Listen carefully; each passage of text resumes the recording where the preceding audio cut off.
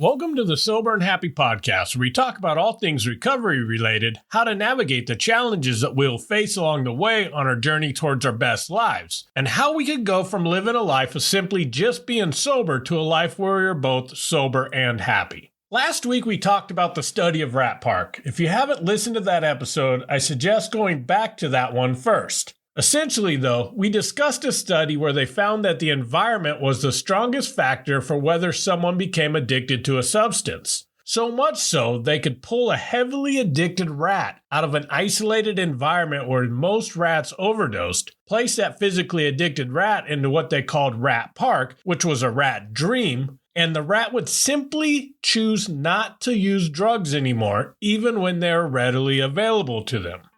This week, I want to talk about how we can build our own lives that are so amazing that the substance that we were once prisoners to for so long will no longer have any power over us, even if it is all around us. So buckle up. This is going to be a great episode.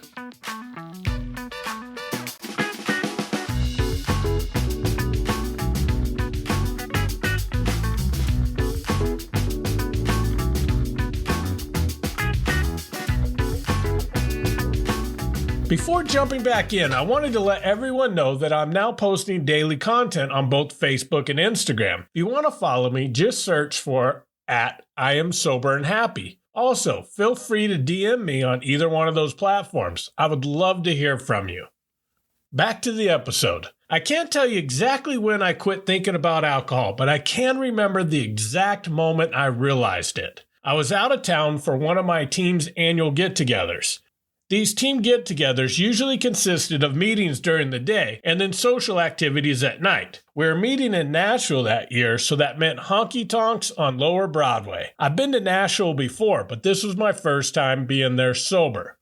My coworkers knew I didn't drink, and I've talked openly to the ones that have asked as to why I don't drink. I was at the bar ordering a Diet Coke for me and a round of drinks for some of the other people on my team, and one of the guys who came up to the bar with me to help carry drinks asked me, "So it doesn't bother you being at a bar and being around all this liquor?" I told him that it used to, but not anymore. He asked how long it's been, and I thought about it, and I realized it's probably had been a couple of years. Up until that moment, though, I hadn't realized that not only had the desire to drink completely been removed, but so had the fear and worry that I might drink someday. I had become someone who simply does not drink. Not because I was an alcoholic and I know where a drink will take me. Not because I was worried about the consequences of drinking. Not because I didn't want to lose all the years sober that I have accumulated. I didn't drink because I loved my alcohol-free life and had no need to numb anything, drink to have fun, or just have one to be able to socialize or fit in. I loved sober me, my sober life, and everything that came with it.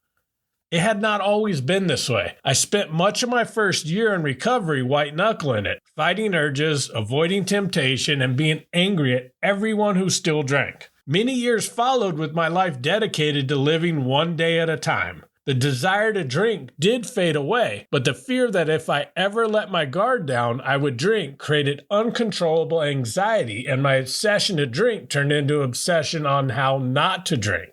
Then a series of events started taking place in my life where I realized that maybe the life of recovery that I was living was not the one meant for me. One of those was reading a book I talked about in the last episode called Chasing the Scream, and hearing the story of Rat Park and how there was several successful case studies done on curing addiction by healing our wounds and building a life so amazing that all the reasons that we chased our addictions would simply fade away.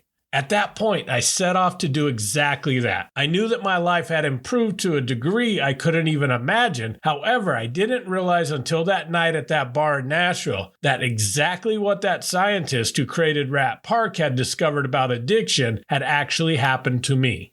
Since then, I've helped several other people model their recovery the same way. Yes, we don't intentionally put ourselves in situations that put our sobriety unnecessarily at risk during the healing and building stage, but the focus is not on the substance. It is on healing, discovering our purpose in our newly sober lives, and chasing that purpose as hard as we chased our addictions. And the results have been amazing. I'll walk you through some of the steps that we take to get this process moving. The first part is healing. I've never met someone in the depths of addiction that isn't hurt in some way. For some people, it is trauma that they experience when they're children or as an adult. Others, it may be the pain that comes from the consequences of addiction. Whatever it is, it often, especially at the last stages of addiction, is what we're trying to drink or drug away. Unless we heal those wounds, we will always try to find a way to numb the pain. In this episode, we're not going to focus on that, but I feel it is essential to mention it in any conversation about addiction. For more on that, many of my earlier episodes talk about these topics, including episodes 3,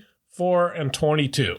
What we want to talk about today is how to build your own rat park. First, I want you to imagine a place in your future where your clean and sober life is so amazing that you wouldn't even imagine letting any substance burn it down. I want you to imagine what it looks like. Who are the people in your life? What are the types of things that provide you fulfillment? What does a perfect day look like? And most importantly, what type of person are you in this life? I would suggest at this point getting all of this out of your head and into the universe. I find that 0% of my dreams that only exist in my head actually come to pass. Grab a pen and paper and start writing out what you imagine. You could do like I talked about in the last episode and go get some poster board and markers and draw out what it looks like. You could find and print out pictures that represent this new life and create a vision board. Maybe open up the voice recording app on your phone and record your voice describing this life so you could listen to it later. It doesn't matter how you get it out of your head and into the universe, only that you do it. You will be amazed how the universe will conspire to help make your dreams come true once you put them out there. This is not the time to hold back or be realistic. This isn't the time to let the voices of doubt in your head talk you out of your dream. This is when you need to push through all the you aren't good enoughs and the you aren't smart enoughs and it's too late to start overs or whatever phrase that pops into your head when you dare to dream. This is the time when you need to stand up and fight for your best life. If you're having trouble getting started, go back to your why for getting sober. Start with the purpose that was strong enough for you to face your addiction. I find this is often the foundation for everything that could be amazing in our lives. Once you have envisioned this new life and gotten it out of your head and into the universe, now we must come up with a plan on how to get there. Having a dream without a plan is like trying to drive somewhere you've never been without directions. I find that creating a solid plan is much like using a GPS system. Even if you take wrong turns or come across some obstacles along the way, the GPS still knows your ultimate destination and will simply reroute you to still get you there. When you have a plan, stay focused on the prize and keep driving. The certain twists and turns along the way become detours and not complete roadblocks. Now that you have a destination in sight, ask yourself, what is the one thing you could do right now to begin moving in that direction? I find one of the biggest obstacles with people in early recovery is getting overwhelmed, and one of the most common causes of this is trying to fix everything at once. There's been several studies done on how the chance of achieving goals go down drastically when we focus on too many goals at once. In fact, the last study I read about this says once you get to 3 goals at once, your chance of achieving any of them is less than 10%. Once you have chosen that one thing you could begin on, break it down into smaller, more achievable tasks. Identify any obstacles that you might face along the way and how you will work through these. As an example, I will use one of the most common ones I see with people that I work with. Let's say your why for getting sober is to become the parent your children deserve, and the first goal you're going to attack is rebuilding the trust you have with your children.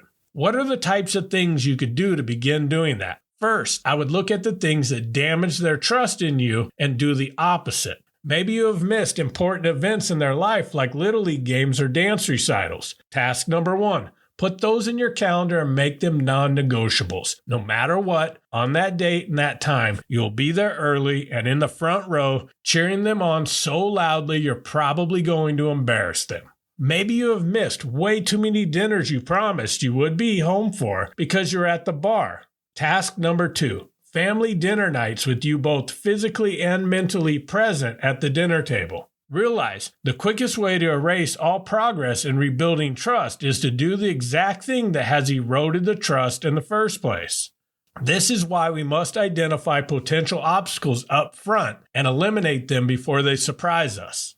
I worked with a guy who promised his wife and kids that he'd be there for dinner every night. However, he also had a demanding job that sometimes would require him to work late. He didn't talk to his boss or have a plan on how he'd actually achieve his promise. He made a promise, and after a week of family dinners, he had to send a text to his wife to let her know that he wasn't going to make it that night. He didn't know until he got home later that night that his kids had made him a surprise dinner. As you can imagine, their hearts were broken once again, and what little progress he made in a week was completely ruined.